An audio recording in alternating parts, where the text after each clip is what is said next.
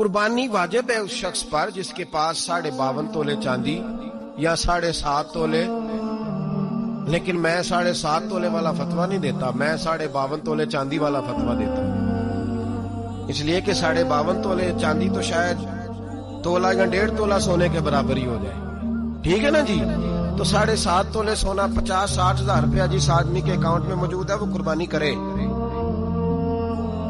بلکہ امام شافعی رحمۃ اللہ علیہ فرمایا کرتے تھے جس نے 3 کمروں کو تالا لگایا ہوا ہے وہ 3 کمرے فارغ ہیں، اس کے کسی کام کے نہیں، ان کی قیمت کا حساب لگائے، چھت پہ سٹور بنا دیا ہے کوئی مطلب نہیں اس کا، اور جو ویسے رکھے ہوئے ہیں کوئی معنی ہی نہیں کمرے کا، ماتے تھے حساب لگائے قربانی کرے۔ رب کریم کی بارگاہ میں دینے کا جب معاملہ آیا تو تو گول کر گیا کام۔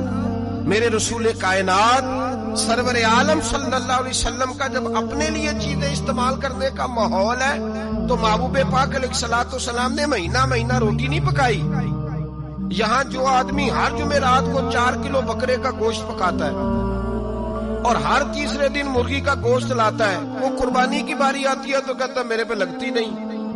وہ ٹھیک ہے ابا جی لے آئے، ابا جی کی طرف سے قربانی ہے، اس دفعہ ابا جی کی، اگلی دفعہ اماں جی کی، اس سے اگلی دفعہ دادی جی کی۔ او خدا کے بندو، جس آدمی کے پاس پیسے ہیں پہلے اپنی قربانی واجب ہے۔ میری بات کی سمجھ آ رہی ہے عزیزوں کو؟ جو آدمی صاحب استطاعت ہے پہلے کس کی قربانی کرے گا؟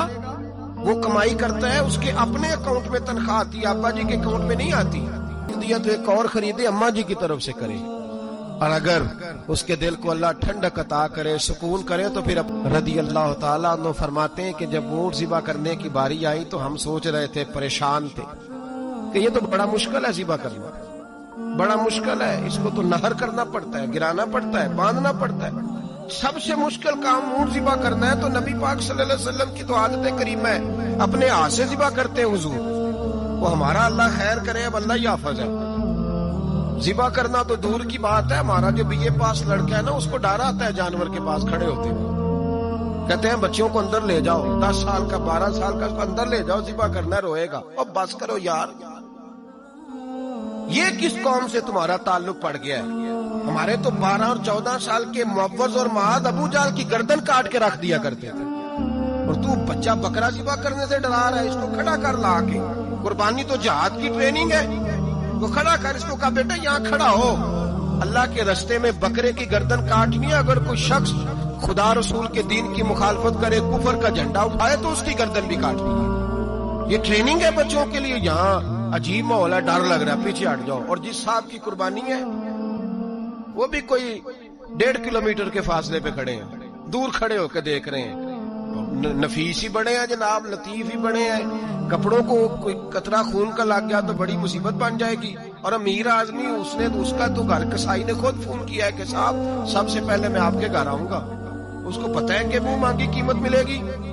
مہربانی فرمائے، قربانی میرے رسول پاک صلی اللہ علیہ وسلم سے زیادہ نفاست والی طبیعت کسی کی نہیں۔ صحابہ کہتے ہیں اتنا حسین محبوب کا انداز تھا کہ کبھی کپڑوں پہ مکھی بھی نہیں بیٹھی تھی، اور حضور سے ہم سلام لیتے تھے، دست مبارک چومتے تھے تو ہمارے ہاتھوں سے کستوری کی خوشبو آنے لگتی تھی، اور فرماتے نبی پاک کا ہاتھ یوں ہوتا تھا کہ برف بھی اتنی ٹھنڈی نہیں جتنا پیارا حضور کا ہاتھ ٹھنڈا ہوتا تھا، پھر بھی حضور دست مبارک میں خنجر پکڑتے، جانور کو لٹاتے اور اپنی طامت کو سمیٹتے، اور اللہ کے حبیب گھٹنا رکھتے اس کی گردن پر، اور بسم اللہ اللہ اکبر کہہ کے ذبح فرماتے۔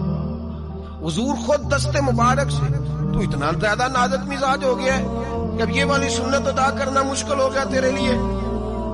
63 اونٹ ہیں، اور صحابہ کرام علیہم رضوان فرماتے ہیں کہ حال یہ ہے ہم سوچ رہے ہیں کیسے ذبح کریں گے، کیا کریں گے، کیسے گرائیں گے، اور نبی پاک صلی اللہ علیہ وسلم کہتے ہیں ہم ابھی سوچ میں ہی تھے کہ حضور نے چھری پکڑی، خنجر جب حضور نے اٹھایا تو فرماتے ہیں اونٹ دوڑتا ہوا آیا اور نبی پاک کے سامنے آ کے لیٹ گیا، فرماتے ہیں اللہ کے رسول نے بسم اللہ اللہ اکبر کہہ کے ذبح کیا، اس نے ٹانگ بھی کوئی نہیں ہلائی، پیر بھی کوئی نہیں ہلایا۔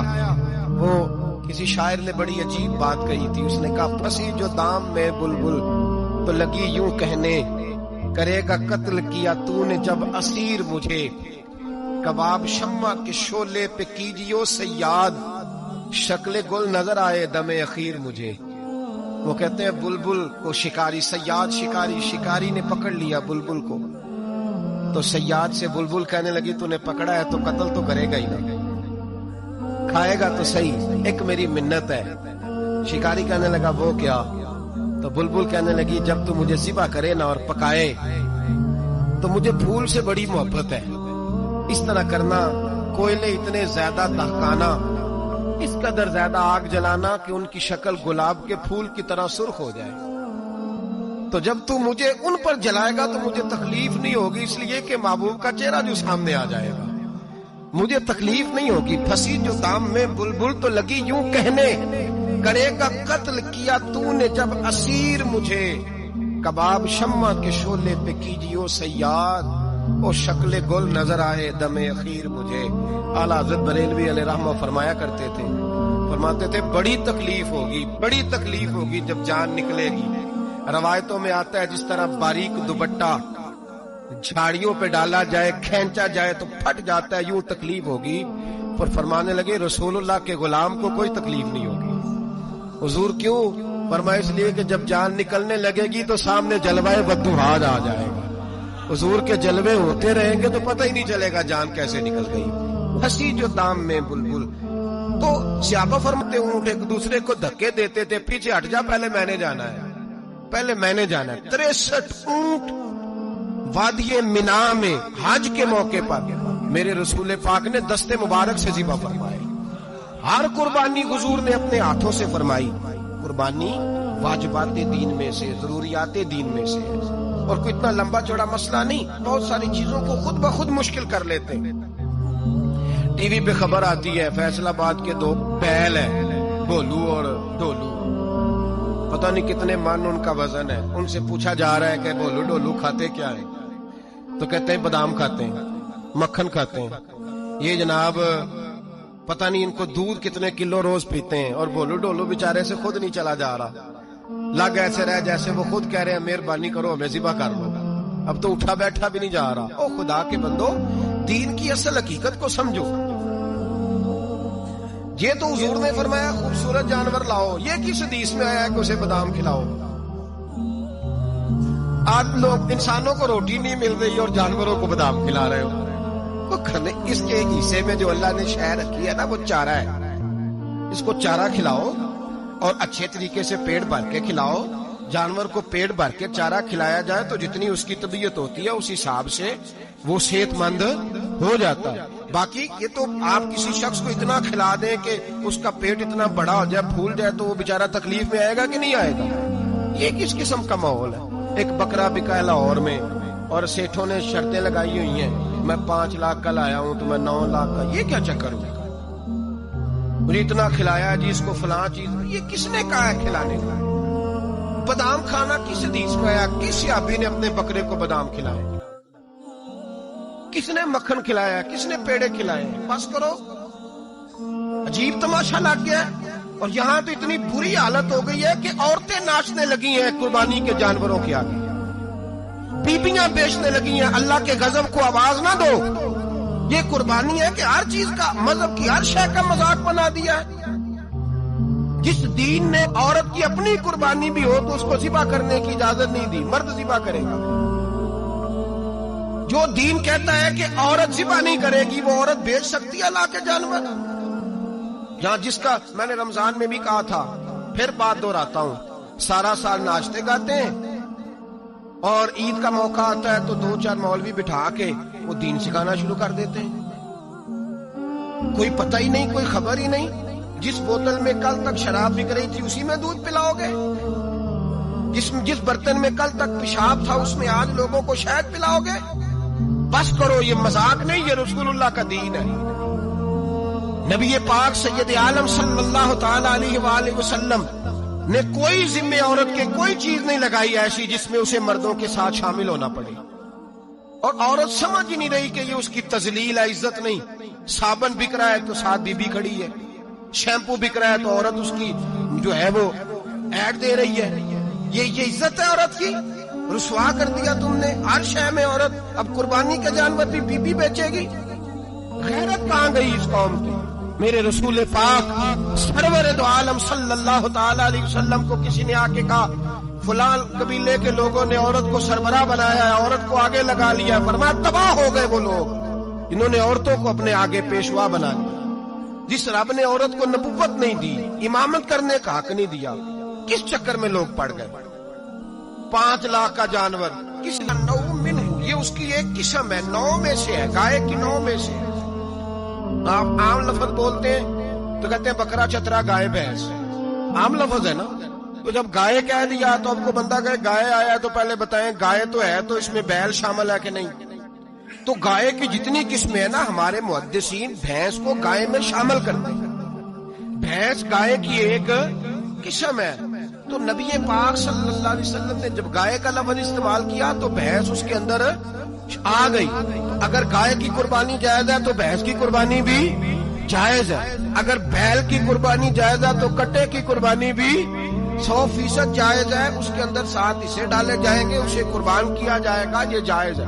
اگر آپ صریح لفظ نکال کے دکھانے کو کہیں گے تو پھر تو بڑی چیزوں میں لوگ الجھ جائیں گے، پھر کیسے نکالا جائے گا خسی کی جائز ہے کہ نہیں، جو خسی نہیں اس کی جائز ہے کہ نہیں، فلاں کی۔ تو ان تفصیلات، ہاں بہت ساری چیزوں کی تفصیلات حدیث میں ہیں لیکن ساری چیزوں کی موجود نہیں۔ اس لیے میرے عزیز یاد رکھیں، بھینس کی قربانی بھی ہوگی، گائے کی بھی ہوگی، بیل کی بھی ہوگی، کٹے کی بھی ہوگی، جن کی نہیں ان کی نہیں۔ ہم نے کبھی کہا ہرن کی قربانی بھی ہوگی یا مرغی کی قربانی بھی ہوگی۔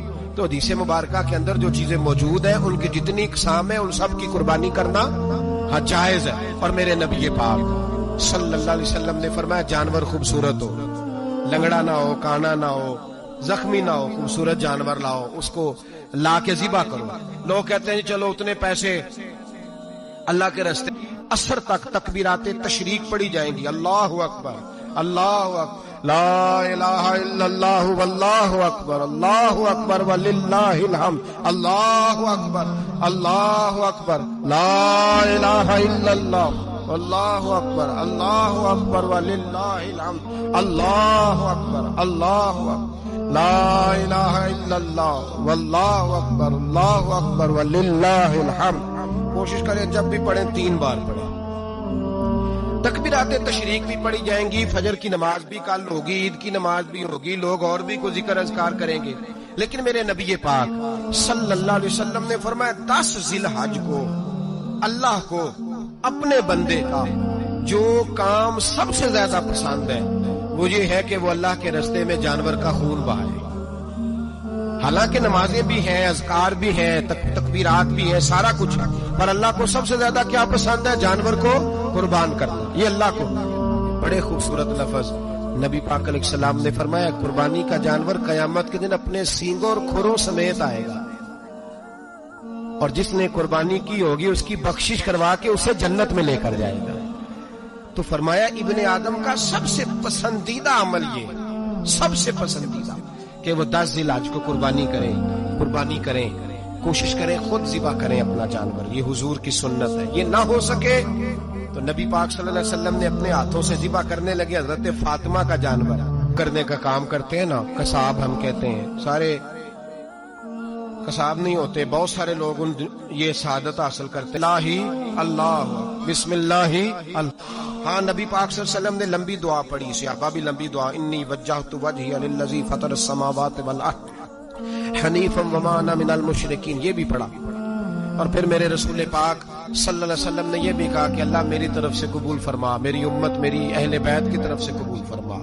صحابہ جب جانور ذبح کرنے لگتے پہلے یہ دعا پڑھتے، پھر کہتے اللہم تقبل منا کما تقبلت خلیلک ابراہیم علیہ السلام وتقبلتا حبیب کا محمد صلی اللہ علیہ وسلم، اے اللہ ہم سے بھی قبول فرما جیسے تو نے حضرت ابراہیم سے قبول فرمائی اور جیسے اپنے حبیب حضرت محمد صلی اللہ علیہ وسلم سے قبول۔ یہ ساری دعا پڑھی، اور جب جانور ذبح کرنے لگے تو پھر پڑھیں بسم اللہ اللہ بسم اللہ اللہ۔ اچھا 2 آدمیوں نے ہاتھ رکھا ہوا ہے، 2 آدمیوں،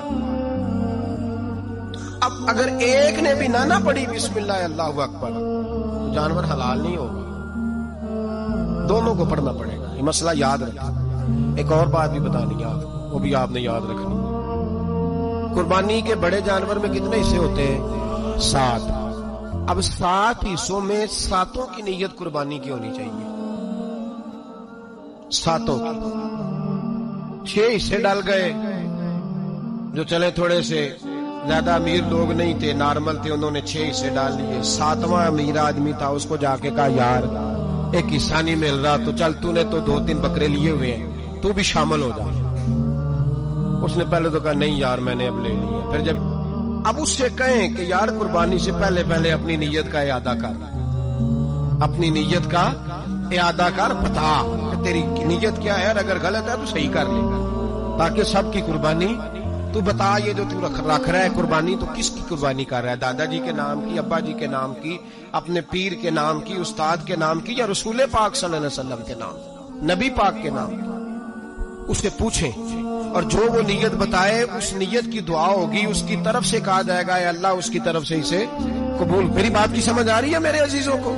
اور اس ارادے کے ساتھ قربانی، اگر ایک کی بھی نیت خراب ہو گئی تو مسئلہ بگڑ گیا۔ اس لیے ان مسائل کو، اور نبی پاک کے نام کی جو قربانی ہوگی، سبحان اللہ، میں کرامات کا زیادہ قائل نہیں، ہم کرامات کے نہیں کیفیات کے قائل ہیں، کیفیات کی۔ اور دین ویسے بھی لفظوں کا نام نہیں، کیفیت کا نام ہے۔ میرے ایسا فرمایا کرتے تھے ہم کرامت سے زیادہ کیفیت کے قائل ہیں۔ اگر مرید ساری زندگی کرامتیں سناتا رہے اور کبھی اسے مدینے جانے کا شوق ہی پیدا نہ ہو، کبھی نبی پاک کے نام پہ آنسو نہ آئے، تو پھر کرامت کا فائدہ نہیں، کیفیت تو ملی نہیں اسے۔ ہم کیفیت، اسی طرح ہم نظرانے کے نہیں نظر آنے کے قائل ہیں۔ تو بھائی یہ یاد رکھ لیں، کیفیت کا نام دین ہے، نبی پاک کے نام کی قربانی۔ میں قائل تو نہیں کرامت کا، لیکن ایک بات میں نے اپنے ایک استادوں سے، بزرگوں سے سنی ہے، میرا دل کرتا ہے وہ سنا دوں آپ۔ اور بزرگوں کا قول ہے اصل رنگ جو میں عرض کر رہا ہوں اسی رنگ میں اس کو رکھیے گا، اور جس حد تک میں بات کر رہا ہوں اسی حد تک رکھیے گا۔ اب ہر آدمی کے پاس موبائل ہوتا ہے، فوراً بات ریکارڈ ہوتی ہے، فوراً میڈیا پہ جاتی ہے، فوراً لوگ کمنٹس کرتے ہیں۔ تو بھائی جس اسے وسیع افزا عطا فرمائے گا۔ اور فرمایا کرتے کہ میرا تجربہ ہے، نبی پاک کے نام کا جانور ذبح کرو، اور جس آدمی سے کوئی گناہ نہیں نہ چھوٹتا، کسی گناہوں میں الجھ گیا ہے، اسے وہ والا گوشت کھلاؤ، اللہ اس کے دل میں نور پیدا فرمائے گا اور گناہ سے نفرت ہو جائے گی اسے، جو نبی پاک کے نام کا جانور ہو۔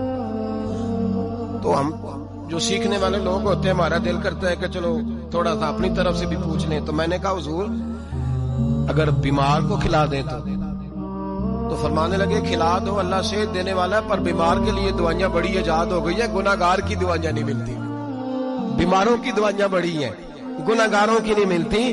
گناہ گار کو کھلاؤ، اس لیے کہ جو چیز مصطفیٰ کے نام سے منسوب ہو جاتی ہے رب اس کی بڑی قدر فرماتا ہے، اللہ اس کی بڑی قدر کرتا ہے۔ جو چیز نبی پاک کے نام سے منسوب ہو جاتی ہے اللہ اس کی بڑی قدر فرماتا ہے۔ میرے نبی پاک علیہ السلام نے فرمایا میرا کلمہ پڑھنے والا مومن جب دوزخ سے گزرے گا تو دوزخ کہے گی جلدی جلدی گزر جا، جلدی جلدی، جہنم کی آگ کہے گی جلدی جلدی گزر جا، جلدی۔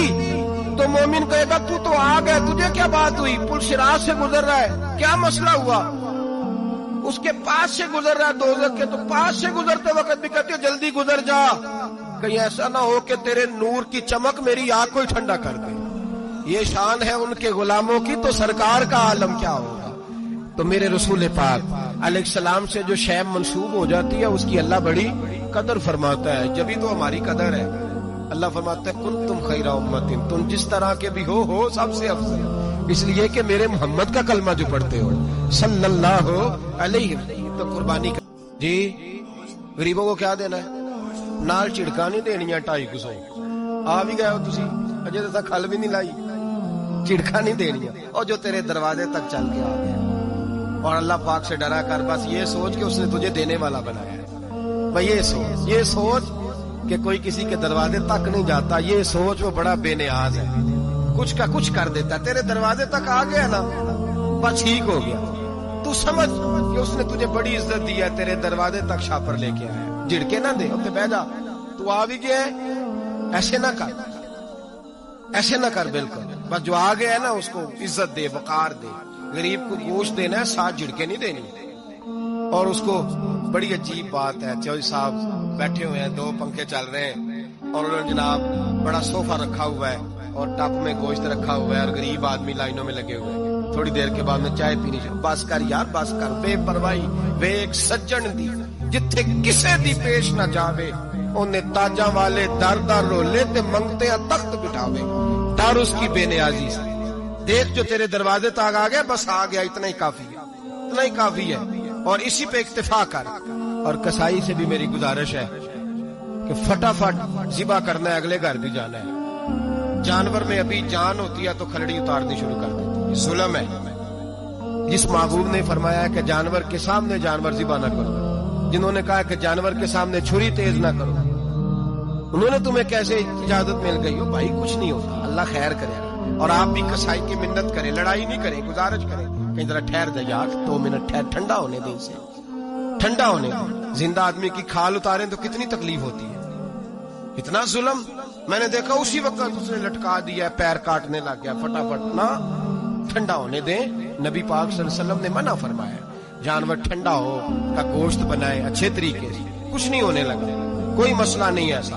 وہ جو ہمارے یہاں مشہور ہے نا, عید والے دن روزہ ہوتا ہے تو قربانی کے گوشت سے کھولنا ہے, روزہ کوئی نہیں ہوتا. بس اتنی بات ہے کہ اچھی بات ہے, مستحب ہے, اچھا فعل ہے کہ آپ سب سے پہلا کھانا قربانی کا گوشت دکھائیں. تو شوگر والے بیچارے کی شوگر لو ہوئی ہے, گوشت ملے گا 5 بجے, وہ تو مر جائے گا. تو کوئی ضروری نہیں, وہ کھانا کھائے جو گھر میں موجود ہے, ناشتہ وہ کرے, کوئی ایسی بات نہیں. گوشت بن جائے تو وہ کھا لے, کوئی روزہ نہیں. عید والے دن کوئی روزہ نہیں ہوتا. یوم عرفہ کا روزہ ہے, عید والے دن کا کوئی روزہ نہیں. بہرحال اس گوشت کے 3 حصے کریں. ایک خالص غریب آدمی, دوسرا رشتہ داروں کو, عزیزوں کو, پڑوسیوں کو, تیسرا گھر میں رکھیں, استعمال کریں, کھائیں.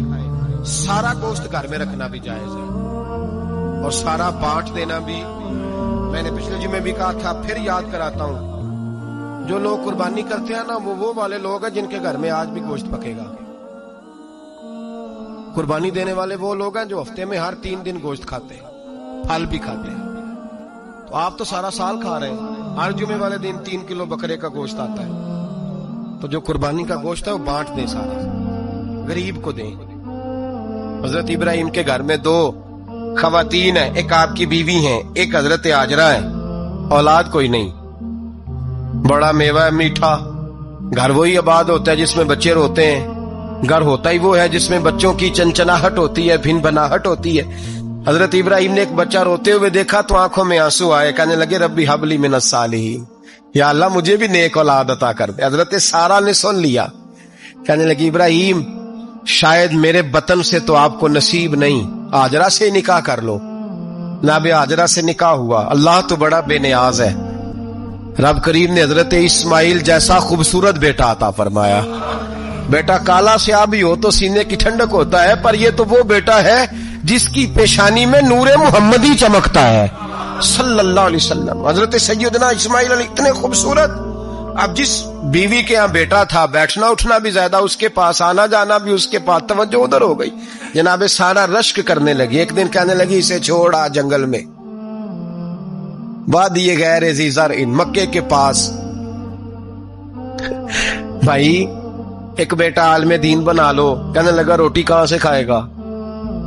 تیرے 5 بیٹے ہیں, ایک کو حافظ قرآن بنا, کہتے روٹی کہاں سے کھائے گا؟ وہ بچہ بھی کہتا ہے میں کہاں سے کھاؤں گا. حضرت ابراہیم علیہ السلام تو چند مہینے کا بچہ چھوڑ آئے, تو کہاں سے روٹی کھائی حضرت اسماعیل نے؟ کہاں سے کھائی ان کی اماں نے روٹی؟ کہ مر جاتے ہیں یہ سارے. میں بڑی ذمہ داری سے کہا کرتا ہوں کہ جتنی خوبصورت روٹی اللہ کریم دین کے خادموں کو عطا کرتا ہے شاید کسی اور کے نصیب ہوتی ہو, لیکن ہم لوگ توجہ ہی نہیں کر رہے, ہمارا ذوق ہی نہیں بن رہا, ہم یہ محنت ہی نہیں کر رہے کہ قوم کو مستند علماء کی ضرورت ہے. علاقوں کے علاقے خالی ہیں, ادھر ہمارا مزاج ہی نہیں بن رہا, توجہ ہی نہیں دین کی خاطر. اور پھر چلے بچے تو بعد کی بات ہے نا, جو ابھی خود جوان ہے وہ بھی تو یہ دعا. ایک صاحب مجھے کہنے لگے میں دعا مانگ رہا ہوں اللہ مجھے بیٹا دے تو میں اسے دین پہ لگاؤں گا. تو میں نے کہا آپ بھی بوڑھے نہیں ہوئے, آپ خود ہی لگ جائیں. بیٹا تو ابھی آئے گا تو لگے گا نا, تو آپ تو اس وقت ہے تو آپ تو پہلے لگے نا صاحب, 2 گھنٹے تو نکال کے آئے, دین سیکھنے کو کافی ہے. آپ اتنی لمبی سوچ رہے ہیں کہ بچہ آئے گا تو بڑا ہوگا تو وہ جائے گا تو دیکھی جائے گی, ابھی تو آپ ہیں تو آپ تو آؤ. حضرت ابراہیم نے بچہ وہاں چھوڑا. یہاں سے جو عمرہ کرنے لوگ جاتے ہیں نا, جو حج کرنے جاتے ہیں, ان کو پتا ہے کہ وہاں دنیا کی ہر نعمت ملتی ہے، پھر بھی ڈبل ٹرپل پیسے لوگ جیبوں میں ڈال کے جاتے ہیں۔ حضرت ابراہیم جب وہاں لے کے گئے تو کوئی انسان نہیں تھا۔ حضرت سیدنا ابراہیم علیہ السلام 2 کلو کھجوریں 1 مشکیزہ پانی کا دے کر کے اور وہاں بٹھایا آپ نے اپنے بچے کو اور اپنی زوجہ جناب ہاجرہ کو، اور بٹھا کر کے یہ واپس پلٹنے لگے تو حضرت ہاجرہ سلام اللہ علیہ نے آواز دی، کہا ابراہیم کس کے سہارے پہ چھوڑ کے جا رہے ہیں؟ جہاں آب زمزم کا کنواں ہے نا، جو لوگ گئے ہیں انہوں نے صفا مروہ کی صحیح کی ہے، صفا مروہ سے باہر نکلے نا، سرکار کی ولادت کا مقام ہے، اس جگہ پہ آب زمزم کا کنواں تھا، وہاں حضرت سیدنا ہاجرہ کو بٹھایا، کوئی چیز نہیں، کوئی درخت نہیں، کوئی کھیت نہیں، کوئی پانی نہیں، کوئی کنواں نہیں، وہاں بٹھایا اور بٹھا کر کے نکلنے لگے تو جناب ہاجرہ فرمانے لگی ابراہیم کس کے سہارے پہ چھوڑ کے جا رہے ہو؟ کہنے لگی اللہ کے سہارے پہ۔ تو پاک باز بی بی نے ایک لفظ پوچھا، کہا ابراہیم یہ میرے رب کا حکم ہے؟ یہ میرے بس جن کا عقیدہ توحید مضبوط ہو ان کے لیے ایک جملہ کافی ہوتا ہے، یہ میرے اللہ کا حکم ہے؟ تو جناب ابراہیم علیہ السلام فرمانے لگے ہاجرہ ہاں رب کا حکم ہے۔ جب یہ لفظ کہے تو چاہیے تھا نا حضرت ابراہیم تسلی دیتے، تو بی بی صاحبہ تسلی دینے لگی، عرض کرنے لگی ابراہیم اگر اللہ کا حکم ہے تو پھر آپ ہماری فکر نہ کرنا، اگر یہ رب کا حکم ہے تو پھر ہماری فکر نہ کرنا، جس رب نے ہمیں یہاں تک پہنچایا ہے وہ ہمیں کبھی بھی ضائع نہیں فرمائے گا، پھر فکر نہ کرنا۔ حضرت ابراہیم آ گئے، بات آپ نے سنی ہوئی ہے، اشارہ کرنا مقصود ہے۔ 13 سال میں چلے مان بھی لیا جائے بعض روایات کی روشنی میں کہ آتے جاتے بھی رہے، لیکن مکمل دیکھ بھال اپنے بچے کی پرورش میں پورا حضرت ابراہیم علیہ السلام کا کردار، سارا کردار ماں کا تھا۔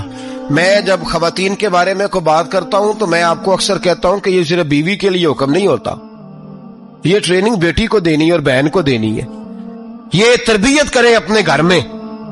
میں تجربے کی روشنی میں یہ بات عرض کیا کرتا ہوں کہ بھائی بچے باپ کے فرما بردار اس وقت ہوتے ہیں جب اماں انہیں باپ کا فرما بردار کرتی ہے، اور بچے باپ کے نافرمان بھی تب ہوتے ہیں جب اماں انہیں باپ کا۔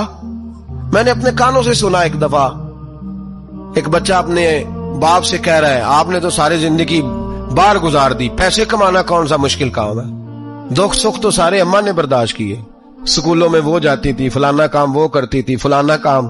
اب یہ سوچ اس کی ذاتی تو نہیں، یہ اس کو دی گئی ہے، اور اگر اس کو یہ سوچ دے دی جائے کہ اماں کہے کہ میں تو اپنوں میں رہی ساری زندگی، میں نے تو اپنوں میں وقت گزارا، اور تیرا باپ تو کئی دفعہ جنازے بھی نہیں پڑھ سکا، اس نے تو ماں باپ ایسے دفن کر دیے، وہ اگر یہ سوچ فراہم کرے تو پھر بچہ باپ کا فرما بردار ہوتا ہے۔ اور یہ والی روایتیں ہم بیوی کو سناتے ہیں، حالانکہ کس کو سنانی چاہیے؟ بولیے، بہن اور بیٹی کو، بہن اور بیٹی کو سنائیں یہ باتیں، ان کو سمجھائیں تاکہ آگے جا کے وہ جو گھر ترتیب دیں وہ گھر بڑا عمدہ اور نکھرا ہوا ہو۔ حضرت سیدنا ابراہیم 13 سال کے بعد آئے، چونکہ گھر میں اللہ تبارک و تعالیٰ کی دوستی کا چرچا تھا، اللہ تبارک و تعالیٰ کی محبوبیت کا غلبہ تھا۔ 13 سال کے بعد فلما بالغ معہ سعیا، بیٹا جب اتنا بڑا ہوا کہ سال چلنے لگا تو حضرت ابراہیم نے اپنے بیٹے کو بلا کے کہا بیٹا مجھے خواب آئی ہے، میں تجھے ذبح کر رہا ہوں، تیری کیا رضا ہے؟ تو حضرت اسماعیل کہنے لگے یا ابت افعل ما تؤمر، ابا جی اللہ جیسے حکم دیتا ہے میرے ساتھ ویسے ہی کریں، جیسے اللہ حکم دیتا ہے ویسے ہی، بولیے، ویسے ہی کریں۔ حضرت ہاجرہ کو کہا کہ ایک دوست نے دعوت کی ہے تو وہاں جا رہے ہیں، بی بی مطمئن ہے، تفصیلات کی ضرورت نہیں، ختم بات، اعتبار ہے، مطمئن ہو گئی۔ شیطان پیچھے سے آیا اماں کے پاس، ذرا تھوڑی دیر کے لیے تصور جمائیے، یہاں تو پڑوسن آ کے کوئی بات بتا دیتی ہے خاوند کے بارے میں تو کئی مہینے جھگڑا جاری رہتا ہے، پڑوسن محلے دار۔ شیطان نے آ کے بتایا لفظ کیا ہے؟ کہا ہاجرہ تمہیں پتا ہے کہاں جا رہے؟ کہا دوست کی دعوت میں۔ تو کہنے لگے دوست کون ہے؟ رب کریم، اور ابراہیم کا خیال ہے کہ اس رب نے مجھے حکم دیا ہے کہ میں ذبح کروں۔ تو حضرت ہاجرہ کہنے لگی کبھی باپ بھی بیٹے ذبح کرتے ہیں؟ تو شیطان کہنے لگا ان کا خیال ہے کہ ان کے رب نے حکم دیا ہے۔ جناب ہاجرہ فرمانے لگی اگر رب نے حکم دیا تو پھر تو مجھے شیطان لگتا ہے، تو مجھے شیطان لگتا ہے۔ کہا کیا مطلب؟ فرمانے لگی اگر رب کریم کا حکم ہے تو میرے پاس ایک اسماعیل ہے، اگر 1000 بھی ہوتے میں سارے اللہ کے راستے میں پیش کر دے دیتی۔ مالک کا ہی تو ہے سارا کچھ، اسی کا ہے، اس میں لیت اللہ کی کیا گنجائش۔ حضرت سیدنا ابراہیم علیہ السلام نے بیٹے کے حلق پہ چھری رکھ بھی دی اور چھری چلا بھی دی، رکھ بھی دی اور وہ تو اللہ کریم نے فرمایا یا ابراہیم قد صدقت الرؤیا، ابراہیم تو نے خواب سچا کر دکھایا، وہ قیامت تک تیرا نام رہے گا۔ حضرت ابراہیم نے وطن بھی دیا، جان بھی دی، بیٹا بھی، اللہ کریم نے دمبے دیے، فرمایا یہ فدیہ ہے۔ اب یہ قربانی قیامت تک حضرت ابراہیم کے طریقے کے مطابق جاری ہے، حضرت ابراہیم کے۔ قربانی اسلام کا ایک خوبصورت ترین عمل ہے، یہ محبوب ترین عبادت ہے اللہ تعالیٰ کی۔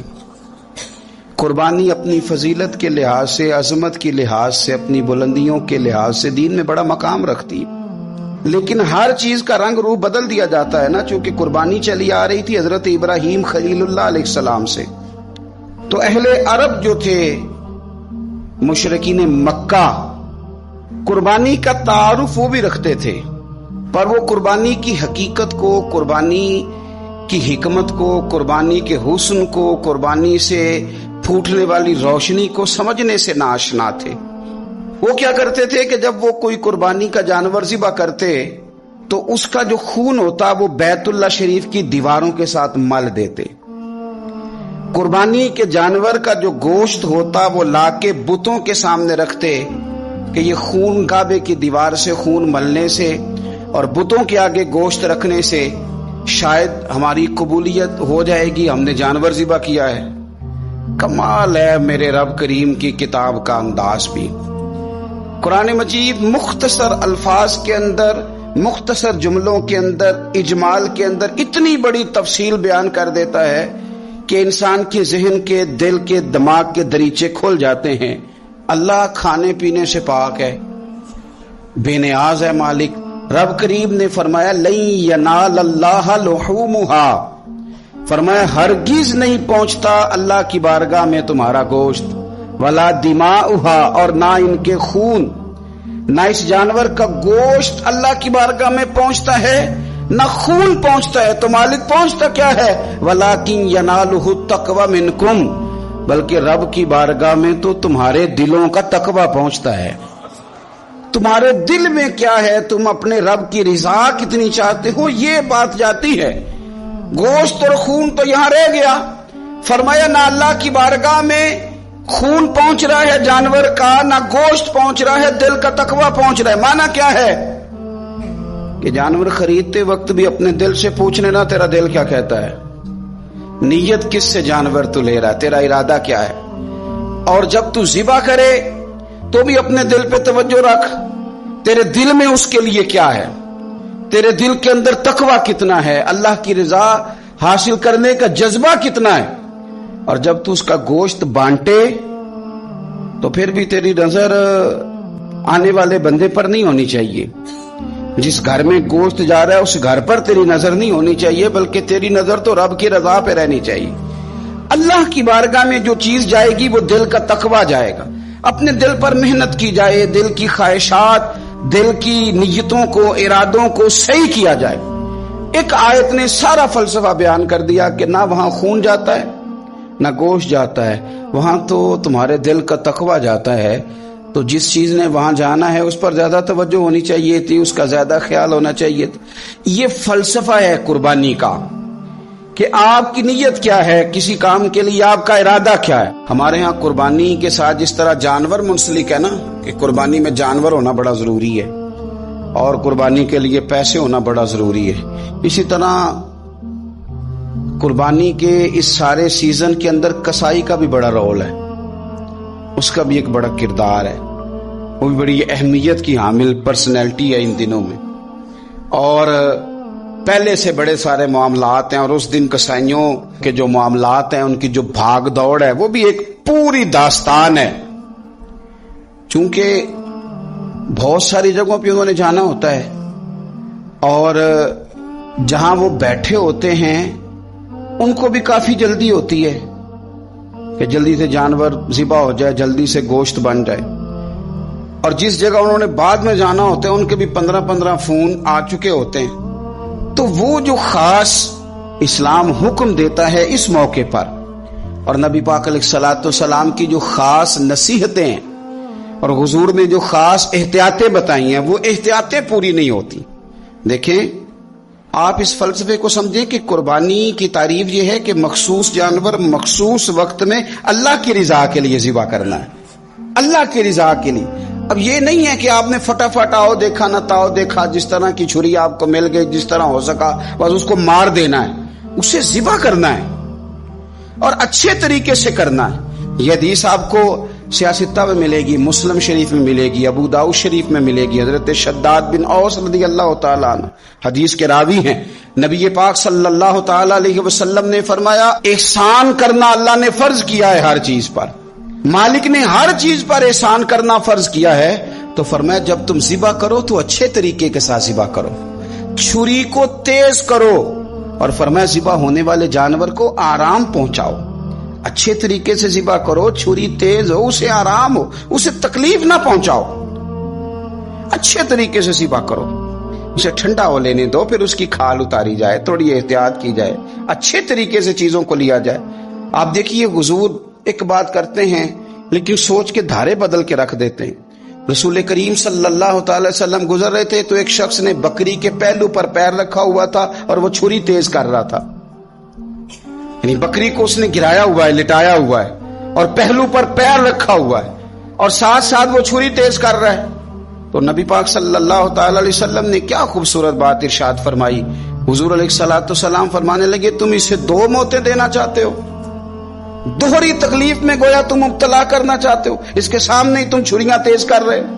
حضور فرمانے لگے 2 موتیں دینا چاہتے ہو، چاہیے تھا کہ پہلے سے یہ سارے اوزار تمہارے تیار ہوتے تو اس دن کسی ایمرجنسی کا شکار نہ ہو. 3 دن شریعت نے اسی لیے تو رکھے تھے، اسی لیے تو وقت رکھا تھا. آپ اس طرح کا کوئی ماحول نہ بنائیں جس سے جانور کو بھی تکلیف ہو، اذیت ہو.